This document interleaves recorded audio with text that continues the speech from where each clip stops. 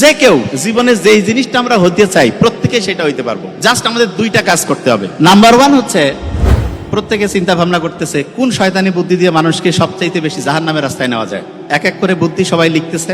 Commander in chief ইবলিস খুব আগ্রহ নিয়ে সবগুলো জিনিস চেক করতেছে। করতে করতে সে একটা জায়গায় গিয়ে আটকে গেছে। একজন বলতেছে যে ঘড়ি নষ্ট করে দিতে হবে। ঘড়ি। কমান্ডার ইন চিফ ইবলিস সে বলতেছে এত জিনিস থাকতে তুমি মানুষের ঘড়ি নষ্ট করতে চাও, কারণটা কি? ও বলছে যে মানুষ জান্নাতের পথে যাওয়ার জন্য আল্লাহ তাকে এমন একটা সাপোর্টেড সিস্টেম দিয়েছে, মাথার যে হাইপোথ্যালামাস সেখানে একটা ঘড়ি সেট করছে। এই ঘড়ি অনুযায়ী যদি একটা লোক চলে তাহলে সে নিশ্চিত করে জান্নাতের রাস্তায় চলে যাবে। আর এই ঘড়িটা যদি আমরা নষ্ট করতে পারি তাহলে ওই লোকটাকে জাহান্নামের রাস্তায় নিয়ে যাওয়া খুব সহজ হবে। এই যুক্তি শোনার পরে ইবলিস খুব খুশি যে তাহলে জাহান্নামে যাওয়ার সবচেয়ে সেরা বুদ্ধি হচ্ছে ঘড়ি নষ্ট করতে হবে। যে হ্যাঁ, তখন জিজ্ঞেস করলো যে ঘড়ি যে আমরা নষ্ট করব কোন কোন কৌশলে করব।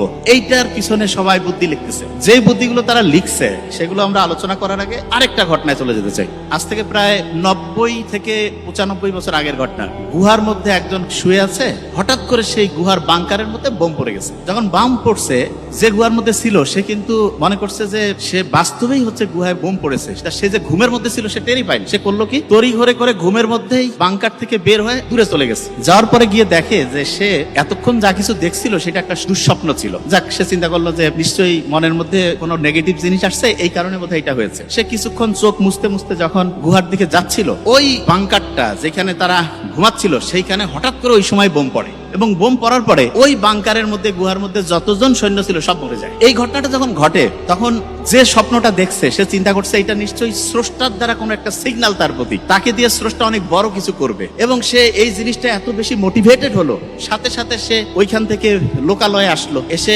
দোকানের মধ্যে গেল, যাওয়ার পরে খাতা আর কলম কিনলো। কেনার পরে টানা 72 ঘন্টা 3টা দিন কারোর সাথে কোনো কথা নাই, কারোর সাথে কোনো আলোচনা নাই, সে ডায়েরিতে কলম নিয়ে একের পর এক তার পরিকল্পনা লিখতে থাকলো। এবং লিখতে লিখতে শুনলে আমরা অবাক হয়ে যাব, 3 দিনের মধ্যে সে একটা গোটাল বইয়ের কাঠামো দাঁড় করায় ফেলছে। এবং সেটা এতটা মনে প্রাণে বিশ্বাস করা শুরু করলো, দেখা গেল যে কয়েক বছরের মধ্যে একটা গোটাল দেশের প্রধান হয়ে গেল। শুধু তাই না, একটা দেশ থেকে ক্রমাগত 3টা দেশ, 5টা দেশ, 7টা দেশ, ক্রমাগত অসংখ্য দেশ সে জয় করতে থাকলো। এবং শেষে যেটা হলো সেটি হচ্ছে কি, যে সারা দুনিয়ার মধ্যে সে অবিসংবাদিত একজন লিডার হয়ে গেল। সেই লিডারের নাম, যদিও আমরা তাকে সাপোর্ট করবো কি করবো না সেটা পরের কথা, কিন্তু সে হচ্ছে হিটলার। ওই বাংকারের মধ্যে ছিল। তা হিটলার যে কাজটা করেছে, সেটা যেভাবে সে করেছে সেটা আমরা স্টুডেন্ট যারা আছি প্রত্যেকেই কাজে লাগাতে পারি। কিরকম? এখানে যারা আছি, যে কেউ জীবনে যেই জিনিসটা আমরা হতে চাই প্রত্যেকে সেটা হইতে পারবো। জাস্ট আমাদের দুইটা কাজ করতে হবে। নাম্বার ওয়ান হচ্ছে ওই যে শয়তানরা যে বলছিল যে ঘড়ি নষ্ট করে দিবে, সেই ঘড়ি তারা নষ্ট করার জন্য যে পরিকল্পনা করছে